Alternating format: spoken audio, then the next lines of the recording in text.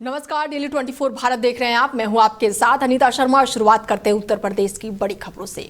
लखनऊ में आयोजित जनता दर्शन कार्यक्रम के दौरान योगी आदित्यनाथ ने आम नागरिकों से सीधे मुलाकात कर उनकी समस्याओं और शिकायतों को गंभीरता से सुना। और इस कार्यक्रम में बड़ी संख्या में लोग अपनी कई मांगों को और परेशानियों को लेकर पहुंचे थे। मुख्यमंत्री ने प्रत्येक फरियादी को अलग अलग बुलाकर ध्यानपूर्वक उनकी बातें सुनी और संबंधित मामलों पर तुरंत ही कार्रवाई करने के निर्देश भी दिए। कार्यक्रम स्थल पर प्रशासन के वरिष्ठ अधिकारी भी मौजूद रहे ताकि प्रस्तुत शिकायतों पर शीघ्र ही निर्णय लिया जा सके और समाधान की प्रक्रिया में तेजी लाई जा सके। मुख्यमंत्री ने स्पष्ट किया है कि आम जन को समस्या का तत्काल और प्रभावी समाधान सरकार की सर्वोच्च प्राथमिकता है और इसमें किसी भी प्रकार की लापरवाही सहन नहीं की जाएगी। तो वहीं लखनऊ में आज दोपहर 3:30 बजे मुख्यमंत्री योगी आदित्यनाथ विधान परिषद को संबोधित करेंगे और इस दौरान वो सदन में प्रवेश और प्रदेश की वर्तमान नीतियों, विकास योजनाओं और सरकार की प्राथमिकताओं पर विस्तार से अपनी बात रखेंगे। उनके संबोधन में राज्य की कानून व्यवस्था, बुनियादी ढांचे, निवेश, रोजगार सृजन और सामाजिक कल्याण से जुड़े मुद्दों पर चर्चा होने की संभावना है। राजनीतिक हलकों में इस भाषण को महत्वपूर्ण माना जा रहा है क्योंकि इसमें आगामी रणनीतियों और सरकार की भविष्य की दिशा को लेकर संकेत मिल सकते हैं। तो वहीं बरेली के चर्चित अधिकारी अलंकार अग्निहोत्री ने सार्वजनिक जीवन में एक नई पारी की शुरुआत करते हुए राजनीति में सक्रिय रूप से उतरने की घोषणा कर दी है। उन्होंने अपने समर्थकों और सहयोगियों के बीच ये स्पष्ट किया है कि अब वो जनसेवा को व्यापक स्तर पर आगे बढ़ाने के उद्देश्य से एक नई राजनीतिक पार्टी का गठन करेंगे। लंबे समय तक प्रशासनिक अनुभव हासिल करने के बाद उन्होंने ये निर्णय लिया है ताकि नीतिगत स्तर पर सीधे भागीदारी निभाई जा सके और आम जनता की आवाज को सशक्त मंच मिल सके। उन्होंने इसे ऐलान के बाद से क्षेत्र की राजनीतिक हलचल अब तेज हो गई है और समर्थकों में उत्साह का माहौल देखा जा रहा है। और ऐसे में अलंकार अग्निहोत्री ने अब बड़ा ऐलान कर दिया है। अपनी राजनीतिक नई पारी की शुरुआत को लेकर ये ऐलान किया गया है, जिसके बाद से राजनीतिक हलकों में चर्चाएं जो हैं वो तेज हो चुकी हैं। लखनऊ और कानपुर के बीच तैयार किया जा रहा लखनऊ कानपुर एक्सप्रेसवे जल्द ही आम जनता के लिए खोल दिया जाएगा। अप्रैल माह से इस महत्वपूर्ण परियोजना को शुरू करने की तैयारी अंतिम चरण में पहुंच चुकी है और इस एक्सप्रेसवे का निर्माण जो है वो 5 जनवरी 2022 को आरंभ हुआ था और अब ये लगभग पूर्णता की ओर है। 6 लेन की ये आधुनिक मार्ग शहीद पथ से सीधे कानपुर तक कनेक्टिविटी प्रदान करेगा, जिससे यातायात सुगम और तेज होगा। और इसके साथ ही ये एक्सप्रेसवे क्षेत्रीय आवागमन को नई रफ्तार देगा और जनता की समस्याओं से राहत मिलेगी। उन्नाव क्षेत्र में गंगा एक्सप्रेसवे और रिंग रोड से भी संपर्क स्थापित होने से लखनऊ की कनेक्टिविटी और मजबूत होगी और इस मार्ग के सीधे होने के बाद से और शुरू होने के बाद से ही लखनऊ से कानपुर की दूरी महज 45 मिनट में तय की जा सकेगी, जिससे दैनिक यात्री, व्यापारियों और उद्योगों को विशेष लाभ मिलेगा। तो वहीं प्रयागराज की पावन धरती पर आयोजित 44 दिवसीय माघ मेले का समापन महाशिवरात्रि के शुभ स्नान के साथ श्रद्धा और आस्था के वातावरण में संपन्न हुआ। संगम तट पर अंतिम स्नान पर्व के अवसर पर श्रद्धालुओं का विशाल सैलाब उमड़ा, जिससे पूरे आयोजन को आध्यात्मिक ऊर्जा से भर दिया। साल 2026 का ये माघ मेला अभूतपूर्व भीड़ और सुव्यवस्थित प्रावधान के कारण विशेष रूप से याद किया जाएगा। बताया जा रहा है कि इस आयोजन ने पूर्व में आयोजित कुंभ मेले के कई पुराने आंकड़ों को पीछे छोड़ते हुए नया इतिहास रच दिया है। मेला प्रशासन के अनुसार 44 दिनों तक चले इस धार्मिक समागम में लगभग 22 करोड़ 10 लाख श्रद्धालुओं ने पवित्र संगम में आस्था की डुबकी लगाई। इतने विशाल जनसमूह की उपस्थिति न केवल धार्मिक उत्सव को दर्शाता है बल्कि आयोजक और व्यापकों को भी व्यवस्थित क्षमता को उजागर करता है। कौशाम्बी में गंगा और यमुना के पावन तट के समीप महाशिवरात्रि का पर्व श्रद्धा, भक्ति और उत्साह के साथ मनाया गया और इस अवसर पर आस्था का विशाल जनसैलाब देखने को मिला। सुबह से ही मंदिर परिसर के आसपास क्षेत्रों में भक्तों की लंबी कतारें लग गई थी। परंपरा के अनुसार श्रद्धालुओं ने सूर्योदय से पहले ही पवित्र गंगा में स्नान कर पुण्य लाभ अर्जित किया और इसके पश्चात मंदिरों में पहुंचकर भगवान शिव की आराधना की। विधि विधान के साथ जलाभिषेक किया गया, रुद्राभिषेक किया गया। साथ ही बेलपत्र, धतूरा और पुष्प अर्पित कर भोलेनाथ से सुख समृद्धि की कामना की गई। हर हर महादेव के गगनभेदी जयकारों और भजन कीर्तन की मधुर ध्वनि से पूरा वातावरण भक्तिमय हो उठा, जिससे क्षेत्र में भक्तिमय के रंग में सराबोर क्षेत्र नजर आया। महाशिवरात्रि पर्व को लेकर आज भगवान शिव की आराध्यों द्वारा मेले हों या तो तीर्थ स्थल में हों, सभी जगहों पर खूब जनसैलाब देखने को मिला, जो कि भगवान शिव और पार्वती के भक्तों द्वारा खूब जनसैलाब और उत्साह उमंग के साथ मंदिरों में पूजा अर्चना करते हुए दिखाई पड़े। वहीं कौशाम्बी जनपद की बात करें तो कौशाम्बी जनपद के गंगा हो या यमुना हो, इन सभी तीर्थ स्थल, जितने भी तीर्थ स्थल हैं, सभी पर शिव भक्तों की भीड़ देखने को मिली। वहीं मेले का भी आयोजन देखने को मिला। वहीं मंदिरों के पास काफी पर्याप्त मात्रा में लोग साज सज्जा दिखाई दिया और भक्तों अपनी भक्ति में लीन दिखाई पड़े। वहीं जहां पास मंदिर था वहां मेले का भी आयोजन देखने को मिला। वहीं कौशाम्बी जनपद के चारों तरफ मंदिरों में चाहे छोटी छोटी बच्चियां हों या माताएं बहनें हों या हो पुरुष, सभी मेले का लुत्फ आनंद उठाते हुए भगवान शिव की पूजा अर्चना करते हुए नजर आए। डेली 24 भारत से लवलेश कुमार, कौशाम्बी। महाशिव तो वहीं कौशाम्बी जनपद में राष्ट्रीय राजमार्ग पर एक तेज रफ्तार कार अनियंत्रित होकर हाईवे किनारे खड़े विद्युत खंभे से जा टकराई, जिससे वाहन पलट गया और मौके पर अफरा तफरी मच गई। बताया जा रहा है कि कार चालक हाईवे पार कर रहे एक अन्य वाहन को बचाने की कोशिश कर रहा था और इसी दौरान संतुलन बिगड़ गया और ये हादसा हो गया। टक्कर इतनी जोरदार थी कि कार सड़क किनारे पलटकर क्षतिग्रस्त हो गई। आसपास मौजूदा स्थानीय लोगों ने तत्परता दिखाते हुए कार में फंसे सभी यात्रियों को सुरक्षित बाहर निकाला। वाहन में कुल 6 लोग सवार थे, जिसमें एक व्यक्ति को चोट आई है और सभी यात्री इटावा से प्रयागराज की ओर जा रहे थे। और ये दुर्घटना कोखराज थाना क्षेत्र के कसिया इलाके में हुई है, जहां पर सूचना मिलते ही पुलिस मौके पर पहुंची और आवश्यक कार्रवाई शुरू कर दी। खबरों में आगे बढ़ते हैं। बता दें कि मथुरा जनपद के बरसाना थाना क्षेत्र के सहार गांव में महाशिवरात्रि के अवसर पर धार्मिक कार्यक्रम के दौरान तनाव की स्थिति उत्पन्न हो गई। जानकारी के अनुसार श्रद्धालु डीजे और बैंड बाजे के साथ शिव मंदिरों में जलाभिषेक के लिए पहुंचे थे और इसी दौरान रास्ते में एक मस्जिद के निकट ध्वनि को लेकर आपत्ति जताई गई, जिसके बाद से दोनों पक्षों के बीच कहासुनी हो गई। स्थिति उस समय और बिगड़ गई जब मस्जिद की दिशा में कुछ लोगों ने कथित रूप से ईंट पत्थर फेंके, जिसमें एक युवक घायल हो गया। घटना की सूचना मिलते ही बजरंग दल से जुड़े कार्यकर्ता भी मौके पर पहुंच गए और नारेबाजी शुरू की, जिससे माहौल और भी संवेदनशील हो गया। सूचना पर स्थानीय पुलिस बल तत्काल गांव में पहुंचे और हालातों को नियंत्रित करने के लिए आवश्यक कदम उठाए। पुलिस की मौजूदगी में स्थिति को काबू में कर लिया गया। हालांकि एहतियात के तौर पर गांव में भारी पुलिस बल की तैनाती की गई है। ना ये तो बाजन ने लेके जामे जो के में मस्जिद के आगे है मतलब जा इनकी बारात में ये तो खूब पजा में देखाड़े तो मस्जिद उन पर ठाड़े है के हम ते एतराज करें, क्यों एतराज करें? हम ते गाड़ी कुत्ता कर रहे ऐसी भैया रवाइंद गाड़ी कुत्ता करी गई है, इनने ईंट मारी गई है भैया, कहते कुंतवा की ईंट लगी गई है रही।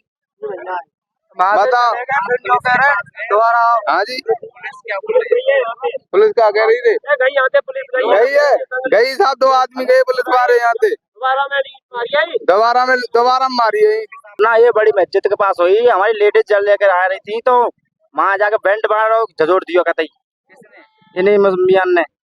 तो उनसे पर हम जब हमें पता पड़ी कि बैंड बंद है वो, हम घर एकदम भगे आए। तो हमने भाई क्यों ना बंद है बैंड तो के हम तो गाली गलौज करने लगे और फिर बोले कि अरे तो तुम लौट के आओ जब देखेंगे तुम्हें।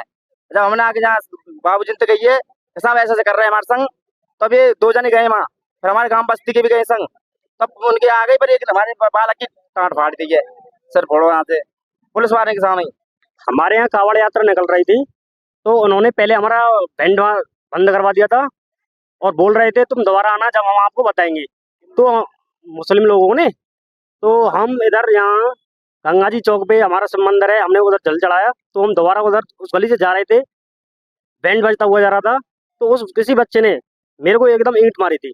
ना ये तो बाजन ने लेके तो वहीं अमरोहा में अल आसिम एजुकेशनल एकेडमी में एजुकेशन डेवलपमेंट विषय पर आधारित भव्य वार्षिक समारोह और पुरस्कार वितरण कार्यक्रम का आयोजन किया गया। कार्यक्रम में विद्यार्थियों ने शैक्षणिक उत्कृष्टता, रचनात्मक प्रतिभाग और रंगारंग प्रस्तुतियां दी और ऐसे में माध्यमिक छात्रों को उनकी उपलब्धियों के लिए सम्मानित किया गया, जिससे पूरे परिषद में प्रेरणा और उत्साह का वातावरण बन गया। संस्था के स्थापक अधीक्षक जो थे, उन्होंने कार्यक्रम के रूपरेखा को साझा करते हुए एकेडमी के लक्ष्य और विद्यार्थियों को उच्च गुणवत्ता वाली शिक्षा उपलब्ध कराने और उन्हें उज्जवल भविष्य के लिए सक्षम बनाने की बात कही। मैं डॉक्टर शारिक अकील हूँ। मैं अलीगढ़ मुस्लिम यूनिवर्सिटी में चीफ मेडिकल ऑफिसर हूँ और मेरे साथी हैं नदीम राजा साहब, जो बहुत बड़े जाने माने सोशल वर्कर हैं। हम लोग अल आसिम एजुकेशनल एकेडमी में जो आज एजुकेशनल कॉन्फ्रेंस इन्होंने आयोजित की है, इसी में शिरकत के लिए आए थे और हमें आके बहुत खुशी हुई।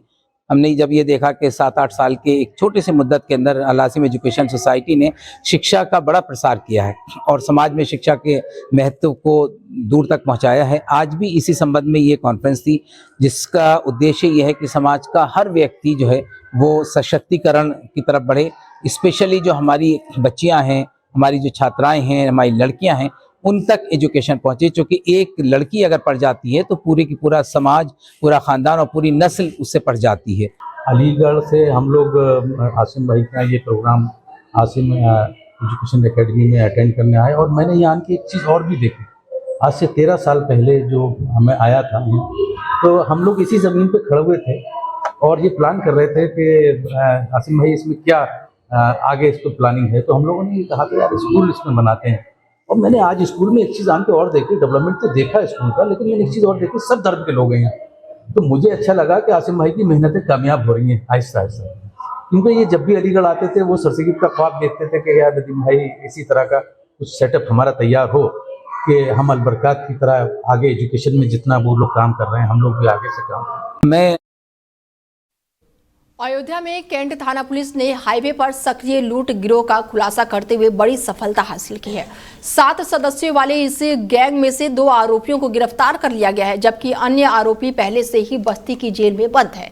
शेष 4 आरोपी फरार बताए जा रहे हैं, जिनकी तलाश पुलिस लगातार कर रही है। मामला 21 जनवरी का बताया जा रहा है, जब कैंट थाना क्षेत्र में एक युवक को बदमाशों ने अगवा करके कार में जबरन बिठा लिया और इसके बाद से आरोपियों ने उससे नकदी और आभूषण लूट लिए थे। पीड़ित की तहरीर पर कैंट थाने में मुकदमा दर्ज किया गया, जिसके बाद से एक विशेष पुलिस टीम गठित कर हाईवे पर सक्रिय अपराधियों की खोजबीन शुरू की गई। जांच और साक्ष्यों के आधार पर 2 आरोपियों को पकड़ लिया गया, जिसमें एक अमेठी और दूसरा बस्ती का निवासी बताया जा रहा है। फिलहाल पुलिस अब पूरे मामले की जांच पड़ताल में जुटी हुई है। जनपद अयोध्या के थाना कैंट क्षेत्र द्वारा हाईवे पर लूट करने वाले एक गैंग का खुलासा किया गया है। 27 जनवरी 2026 को एक सूचना प्राप्त हुई थी कि एक व्यक्ति जो कि अपनी गाड़ी से जा रहे थे और कुछ चीज लेने के लिए रुके थे, दूसरी गाड़ी से आने वाले कुछ अज्ञात व्यक्तियों द्वारा उनको बंधक बना करके अपनी गाड़ी में ले जाया गया। उनकी नकदी व जेवर व इत्यादि सामान उनसे लूट की गई और फिर उनके साथ मारपीट करके उनको छोड़ दिया गया था। सूचना प्राप्त होने पर इसके ऊपर मुकदमा पंजीकृत किया गया। घटना की गंभीरता को देखते हुए एसपी सिटी साहब और उनकी जो सीओ सिटी, एसओजी सर्विलांस और थाना कैंट की टीम को इसमें लगाया गया। इस तरह के अपराध कारित करने वाले अपराधी व उनके गैंग्स को चिन्हीकरण किया गया। इस घटना का सफल अनावरण आज हुआ है, जिसमें कि टोटल 7 लोगों का ये गैंग है, जिनका पूर्व से भी इस तरह का इतिहास रहा है। इस गैंग के 2 मेंबर सौरभ पांडे व महेश सिंह आज अरेस्ट हुए हैं। इनका एक साथी जो इस घटना में शामिल था, वो किसी अन्य मुकदमे में जनपद बस्ती से जेल चला गया है। 4 लोग हैं जो इसमें वांछित किए गए हैं, जिनकी गिरफ्तारी अभी शेष है। इस घटना में लूटी गई सामग्री में से गले की सोने की चेन, हाथ की चांदी का कड़ा, एक पर्स, 50,000 रुपए नगद व इस घटना को कारित करने में जो अपराधियों द्वारा मारुति सुजुकी वैगनआर जो गाड़ी इस्तेमाल की गई थी वो वह अवैध हथियार भी बरामद हुए हैं। जनपद तो वहीं बागपत जनपद के बड़ौद नगर में बता दें कि बड़ी जानकारी निकलकर सामने आई है, जहां पर एकता कल्याण समिति के कार्यालय पर आयोजित कार्यक्रम में युवा लेखिका साक्षी शर्मा ने मीडिया से संवाद करते हुए अपनी स्वरचित पुस्तक और जीवन यात्रा के बारे में विस्तार से जानकारी दी है। किसान परिवार में जन्मी साक्षी शर्मा, जो कि जसैन गांव की निवासी है, साहित्य जगत में अपनी विशिष्ट पहचान बना रखी है। उन्होंने बताया कि उनकी पुस्तक जो है सफलता की ओर आसान कदमों और पाठकों की जीवन में सकारात्मक परिवर्तन लाने और लक्ष्य को और भी सुदृढ़ता से आगे बढ़ाने की प्रेरणा देती है। उनके अनुसार हजारों पाठक इस पुस्तक को पढ़ चुके हैं और इसे जीवन मार्गदर्शन के रूप में सराह रहे हैं।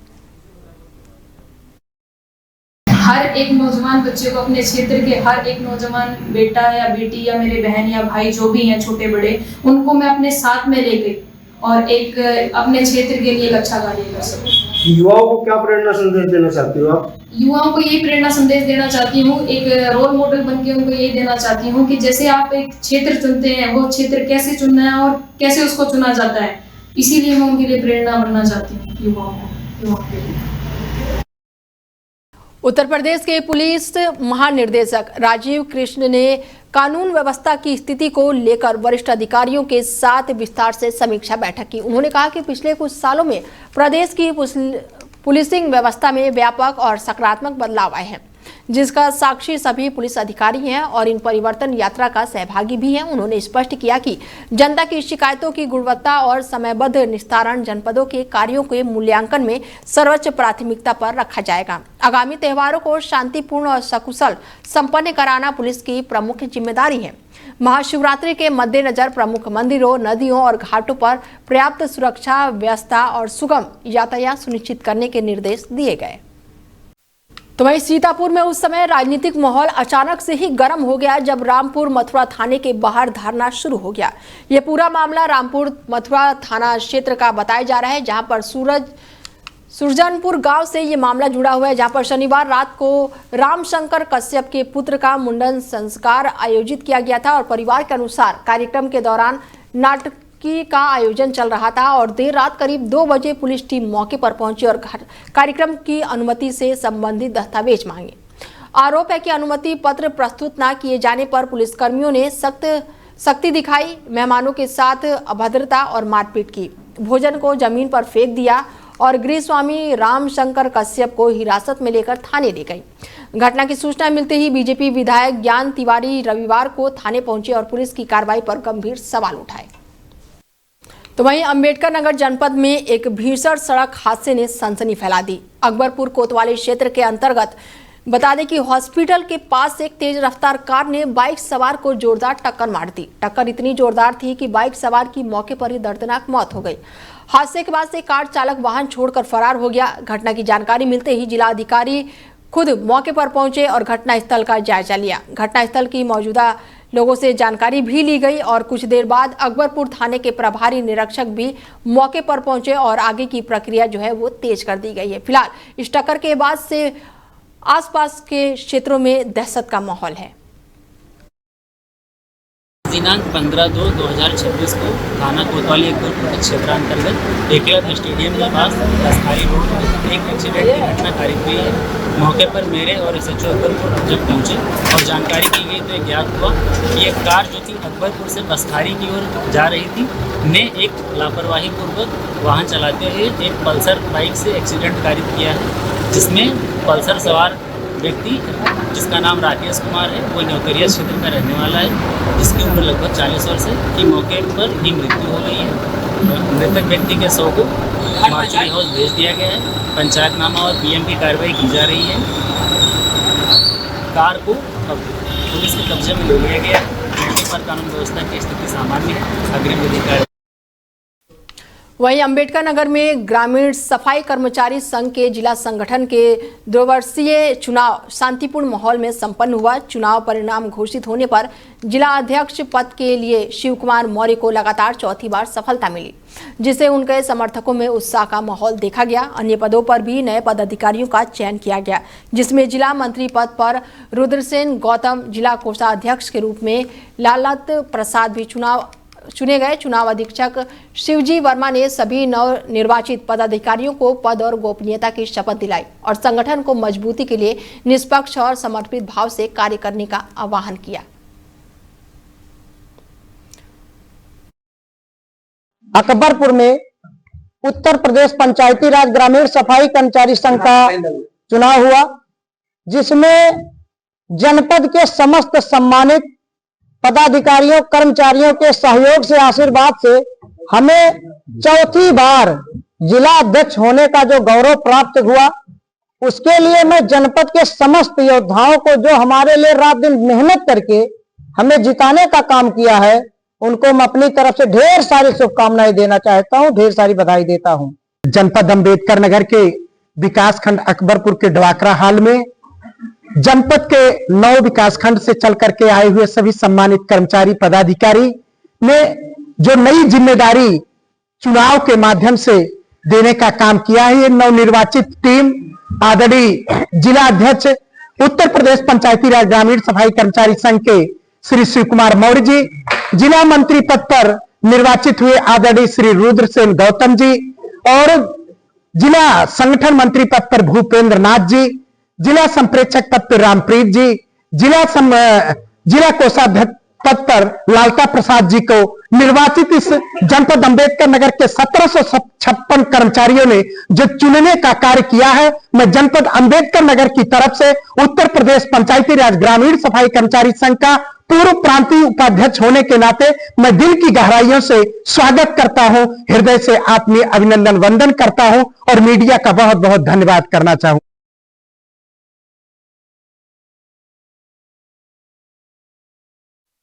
तो वहीं अमेठी में यूथ कांग्रेस के जिला अध्यक्ष शुभम सिंह को पुलिस ने एहतियातन नजरबंद कर दिया है। बताया जा रहा है कि 17 फरवरी को लखनऊ में प्रस्तावित विधानसभा घेराव के आह्वान के मद्देनजर ये कार्रवाई की गई है।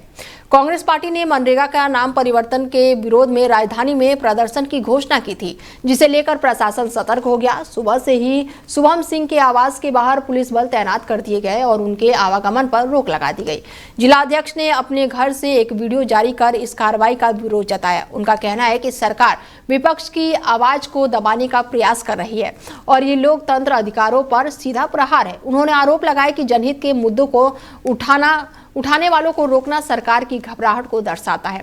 शुभम सिंह ने स्पष्ट किया है कि यूथ कांग्रेस लोकतंत्र और संविधान की रक्षा के लिए प्रतिबद्ध है और किसी भी दबाव के बावजूद संघर्ष जारी रखेगी।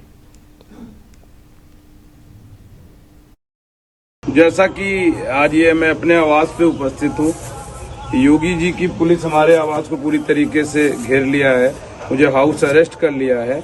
लेकिन मैं इन्हें अवगत कराना चाहता हूँ कि कल मेरा प्रोग्राम लखनऊ में 17 तारीख को है और प्रशासन आज ही से एक्टिव हो गया है। ये बिल्कुल गलत है, निंदनीय है। हम अमेठी के सामाजिक कार्यों में उपस्थित रहना चाह रहे हैं, तो आज मैंने उच्च अधिकारियों से बात करके अपनी बात को रखा है कि भाई हम समाज के जुड़े हुए लोग हैं, समाज में रहते हैं, अस्पताल में लोगों के लिए सेवा करते हैं, तहसील में लोगों के लिए सेवा करते हैं, अमेठी के भाइयों के लिए 24 घंटा उपस्थित रहते हैं। कृपया हमें ऐसे मेरे साथ न किया जाए। मैं समाज का अंतिम व्यक्ति हूँ, खड़ा रहने वाला व्यक्ति हूँ। योगी सरकार पूरी तरीके से डर चुका है, मोदी सरकार पूरी तरीके से डर चुका है। हम सब झुकने वाले लोग नहीं हैं, अन्याय के खिलाफ लड़ेंगे और लड़ते रहेंगे। जय हिंद, जय भारत, जय। हरदोई जनपद में एक अनोखा जन्मदिन समारोह जो है काफी चर्चाओं का विषय बना हुआ है। सदर तहसील का ये मामला बताया जा रहा है, जहां पर पशुपालक लाला राम श्रीवास्तव ने अपने 2 पालतू बकरियां का उत्साह मनाया है। मान उत्सव से कहीं बढ़कर था, जिसमें परंपरा, आस्था और सामाजिक सहभागिता का सुंदर संगम देखने को मिला। फिलहाल बुलेटिन में मेरे साथ इतना ही। दीजिए इजाजत, नमस्कार।